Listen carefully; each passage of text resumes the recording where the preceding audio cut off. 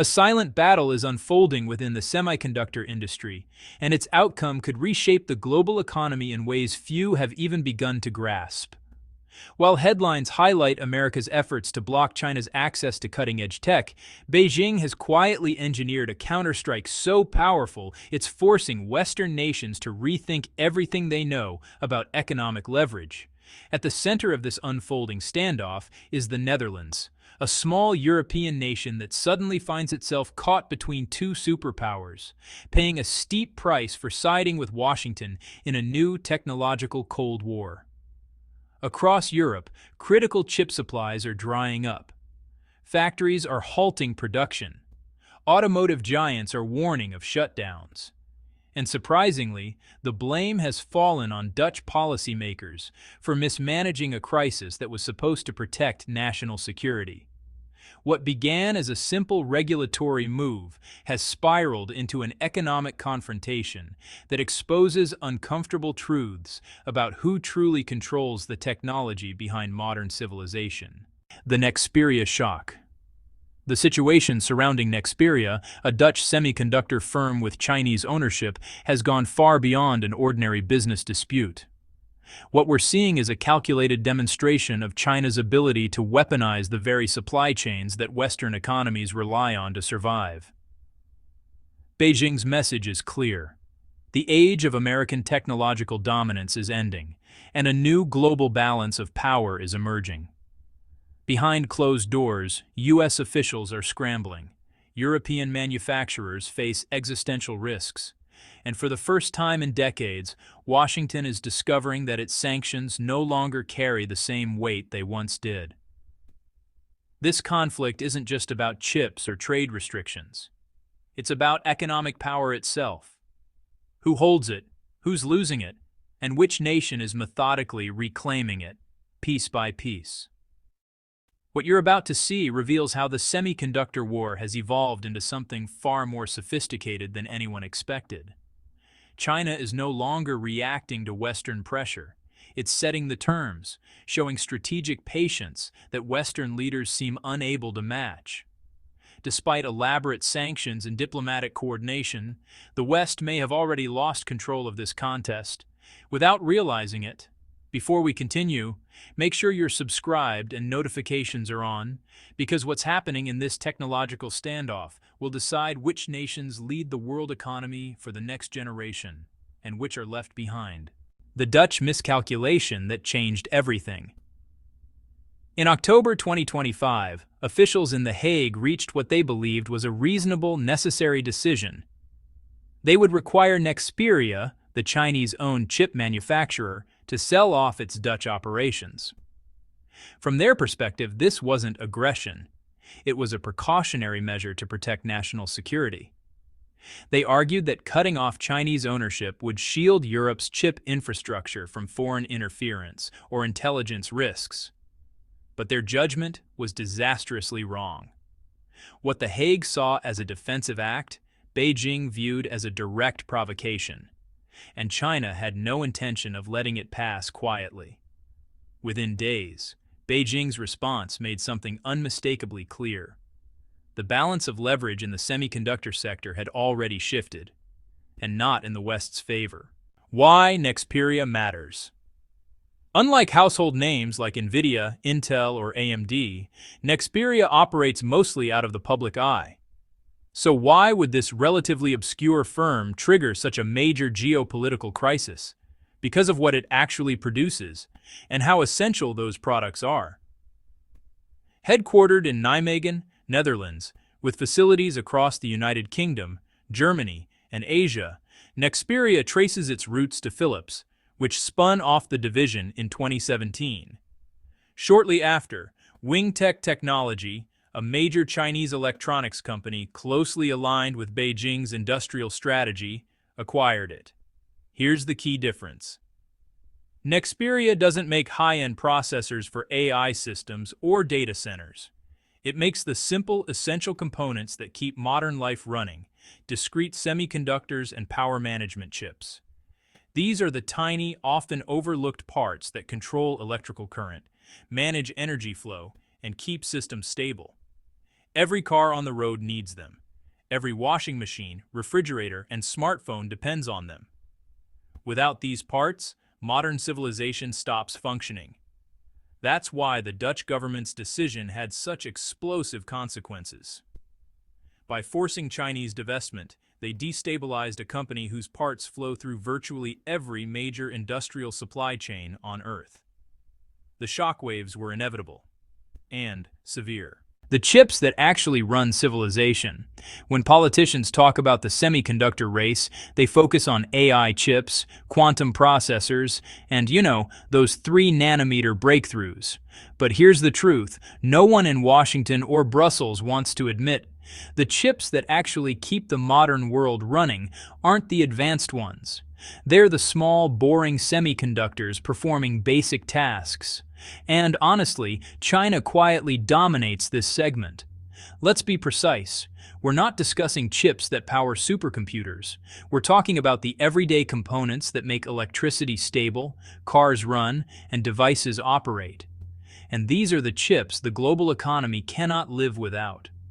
While Western policymakers have obsessed over cutting-edge innovation, they've ignored the foundations, the low-cost, high-volume parts that sustain the entire system. China now produces roughly 43% of global integrated circuit capacity and over 60% of discrete semiconductors worldwide. Even more striking, it manufactures more than 70% of passive components like capacitors, resistors, and inductors. In practice, that means the majority of electronic parts in your home, your phone, or a hospital ICU are made in China. Even when they carry Western brand names, Nexperia, STMicroelectronics, Infineon, most are still produced in Chinese or Taiwanese factories. The leverage problem.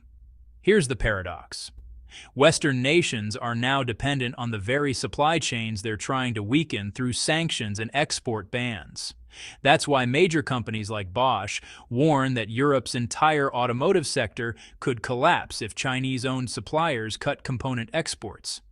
If Beijing decided to halt shipments for even 1 month, car factories across Germany, the UK, and the United States would grind to a halt. This isn't speculation. In 2021, a single fire at a Renesas plant in Japan caused a 10% global drop in car output in just weeks. Now imagine an entire country, China, turning off the tap deliberately. That's the scale of power Beijing holds. Yet Washington's strategy remains focused on AI supremacy, pouring billions into fabrication plants that won't operate for years, while the real shortages are happening right now. It's like building a rocket before you've secured the bolts to assemble it. Europe isn't faring better.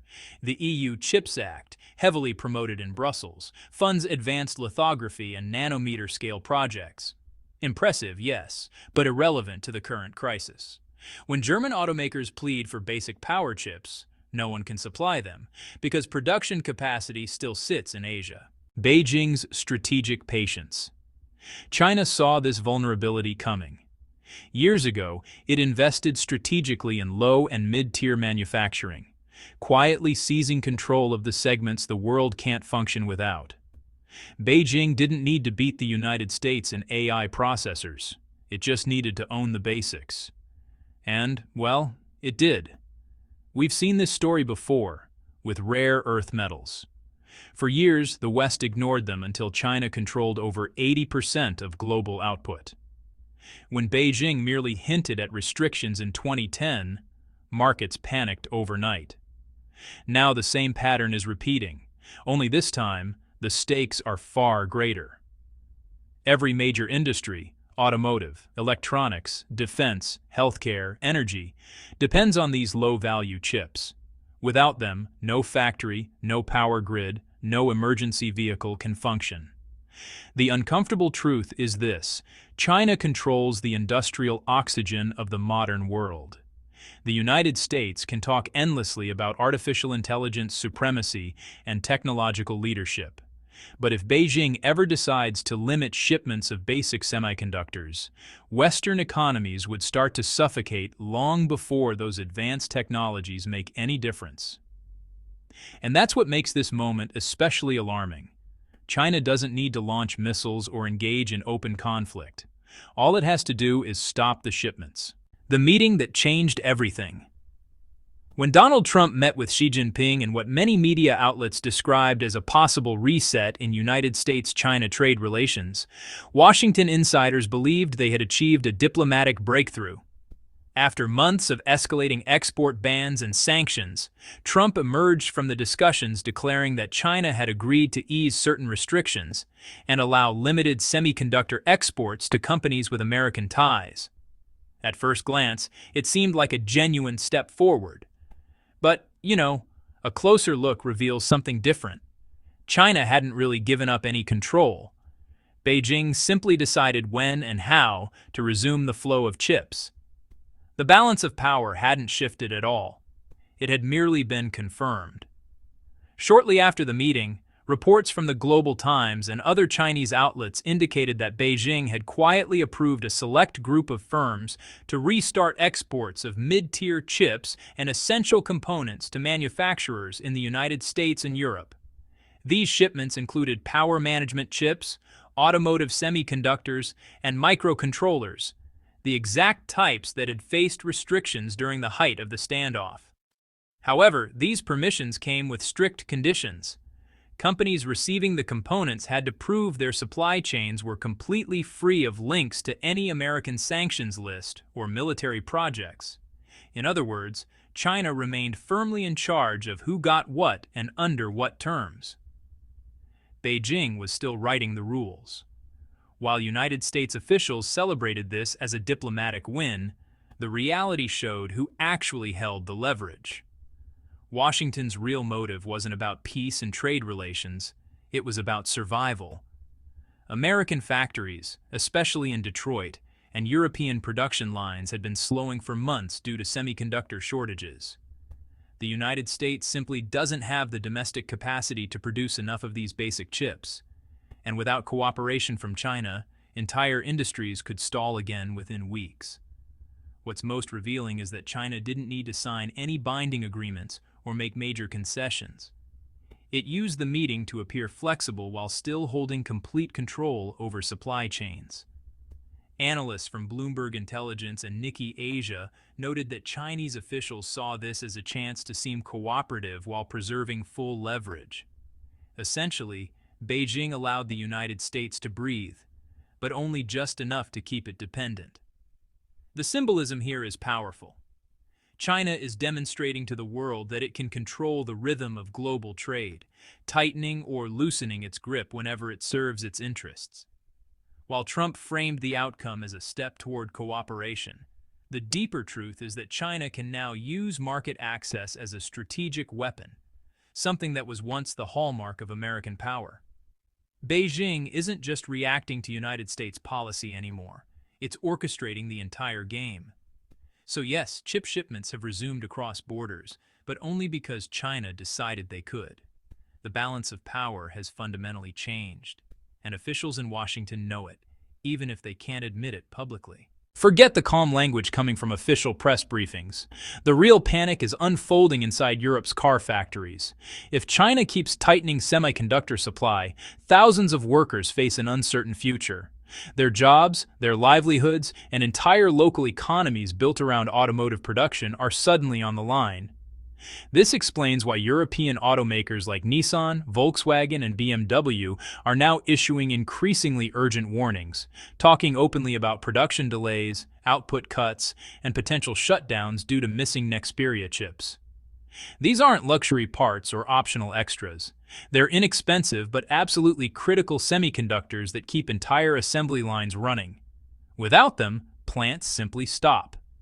There are no quick substitutes, no backup suppliers ready to jump in. That's what makes this situation so dangerous. Disruptions coming from China don't just cause inconvenience. They strike directly at the foundation of European industry. The Netherlands can nationalize Nexperia all it wants, but it can't replace Chinese production capacity overnight. Building semiconductor fabs takes years and billions in investment. Germany, now caught in the middle of this technological standoff, has even begun lobbying Beijing directly to restore supply flows. Think about that. Berlin, one of Washington's closest allies, is now negotiating with China instead of the United States just to keep its car factories alive. That's how fast leverage can shift.